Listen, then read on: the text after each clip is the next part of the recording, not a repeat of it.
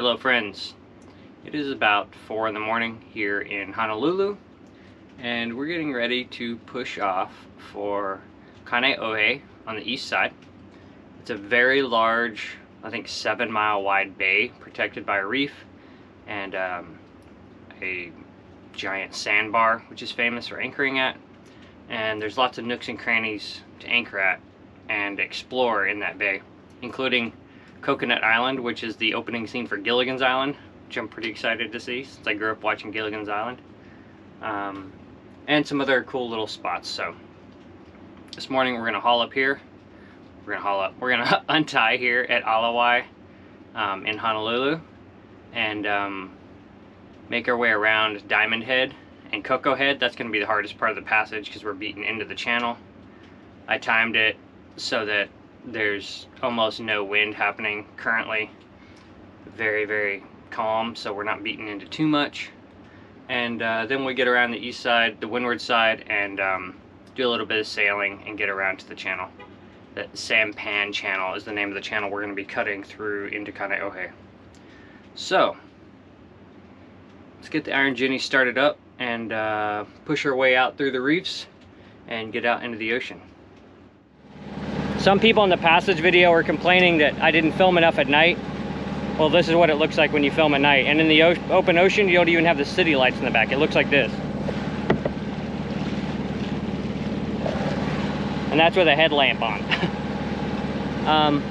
Right now I'm coming down the channel here at Oahu I. There's breaking waves off to port where surfers usually ride, which is pretty nerve-wracking. It's just the channel out is just a cut through the reef, and the only lighted marks on this whole channel are the very far out entrance buoys. So I'm just pointing towards those lights and watching avionics staying in the middle of the channel. There's rocks to starboard and reef to port, so we just got to get out in the open water and be safe.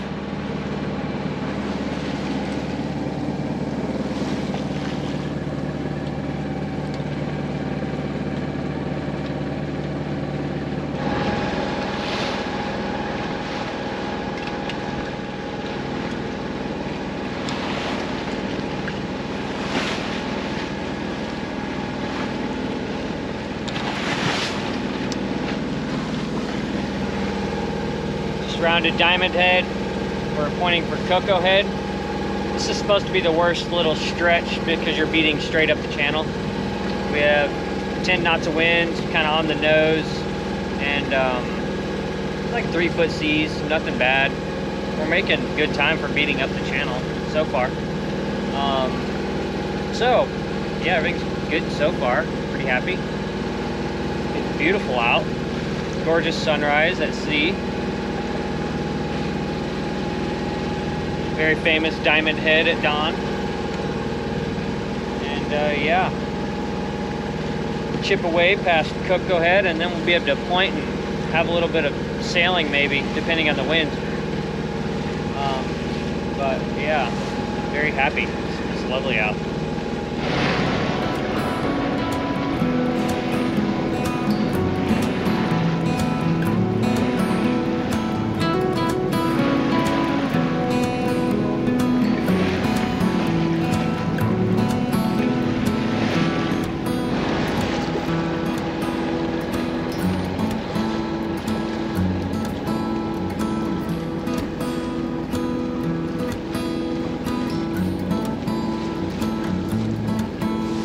I don't think this is going to translate on camera, but it's funny. If I put my face out on this side of the boat, I'm getting rained on.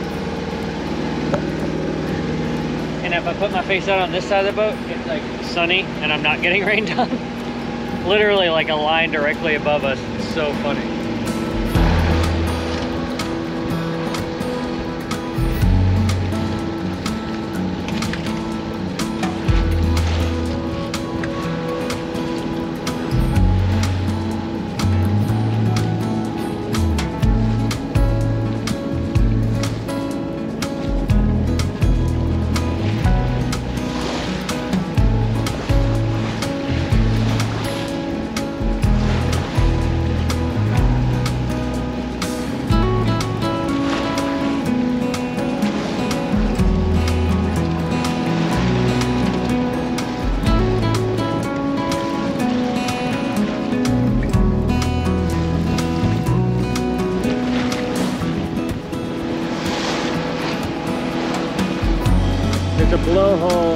side of the sea cliffs over there.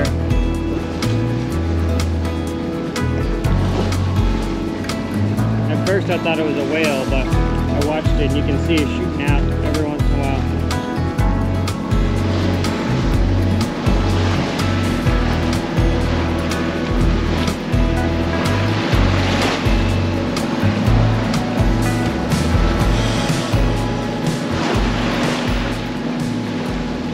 So we're coming up on the, I think it's called Moku Manu Island and the peninsula. There's a marine base on the peninsula and they have like a prohibited area half of the channel. So we got to make sure we're on the legal side of the channel to cut between the island and the peninsula. And then shortly after that is the Sampan Channel, which is what we're going to take into Kaneohe. So, making good progress.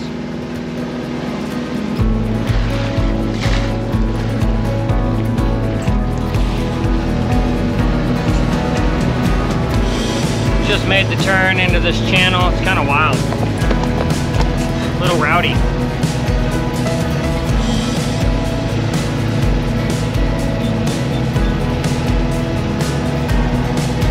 Stay off of this island, you know?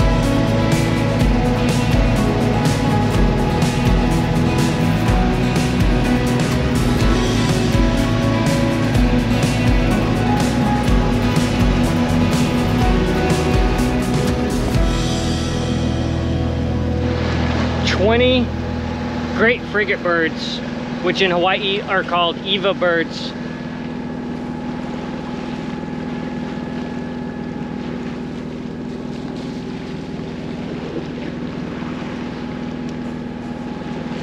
They must nest on that island. I've never seen so many. I've only seen like one. I've only seen them solo. They're pirate birds. They can't land in the water to catch fish, so they just fly out to sea and steal fish from other birds. Great frigate bird. Really cool. Very, very big. About 1 mile to go before we can come about and enter the channel. Here, this thing is called Pyramid Rock, for obvious reasons.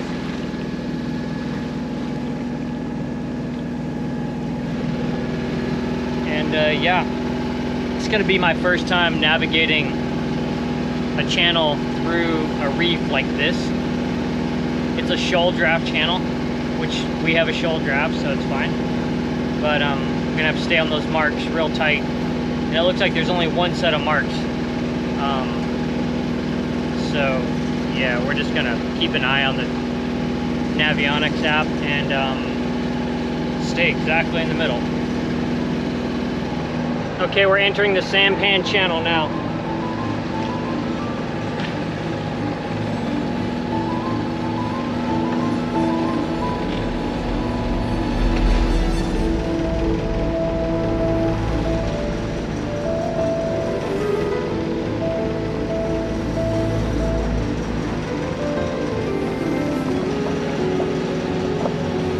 A little bit of following sea, so it's kind of steering us wacky.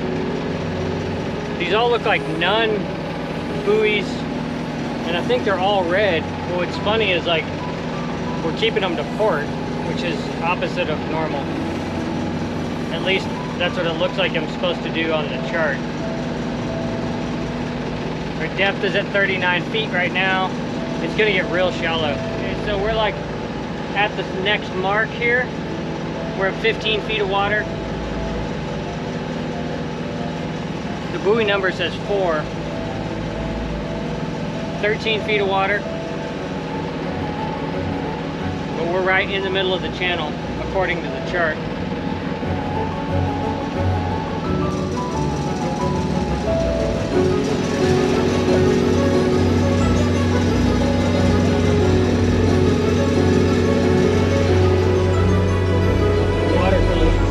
You can see breakers on what I assume is like the windward side of the sandbar.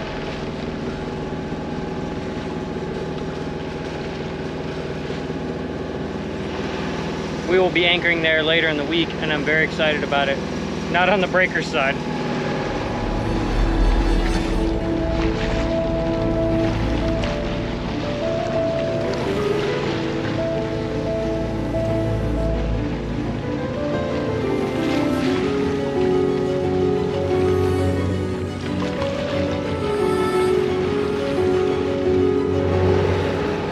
the really tricky things about this Kaneohe Bay is that there's tons of reefs that are like not marked.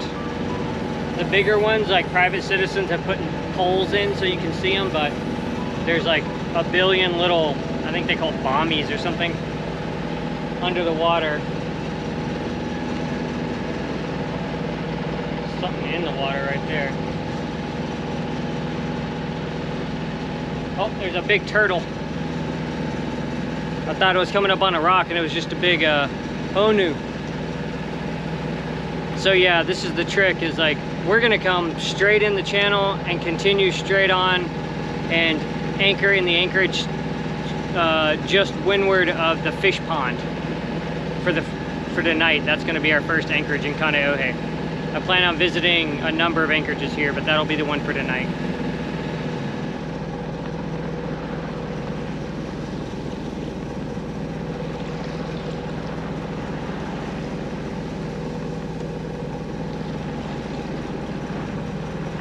The color of the water is so crazy. We're in 7 feet of water right now in the channel. Light rain. We're on the weather side of the island now.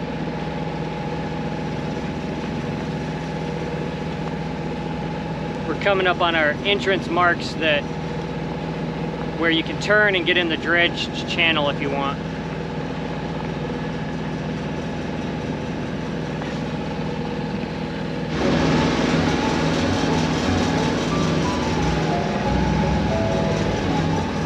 Seen depths as low as 4.8. It's so crazy.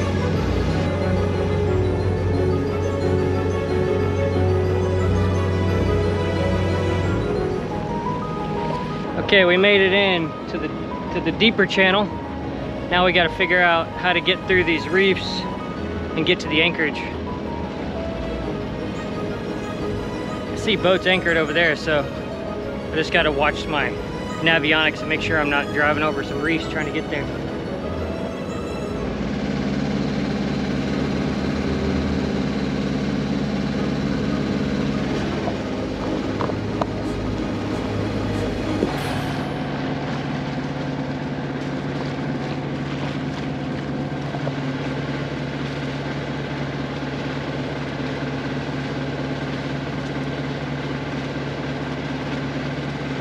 Get on past this mooring field and anchor between the mooring field and the fish pond.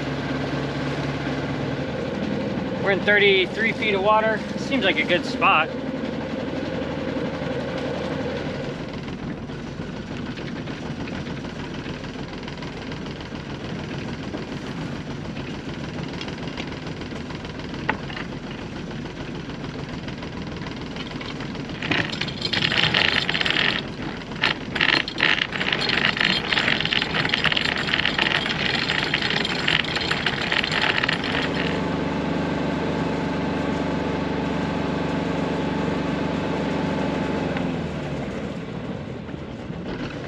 Got the hook set, and I'm going to pay out 5 scope.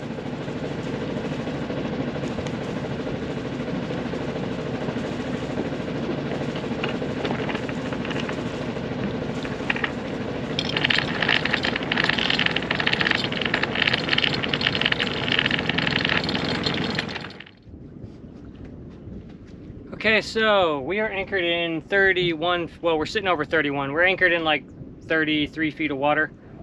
We have 5 scope out. The hook is set, and now we'll just let the wind move us in line. Cool spot, away from everyone. There's no one else anchored. There's just all these boats on moorings, and should be an incredibly peaceful night on the hook behind the reefs and the sandbar. And the winds are not supposed to go crazy tonight, so easy passage. Made really good time. I was very apprehensive about doing that passage, so I timed it with the weather to be like go when there was no wind, so I didn't have to beat too much, and it really worked out in our favor. And these mountains are completely insane. Looks like where King Kong lives. Now it's time to make lunch. Hell yeah, another good passage. New anchorage. I love new anchorages. Time for a sandwich. Crazy, crazy beautiful sunset happening here at Kaneohe. Check that out.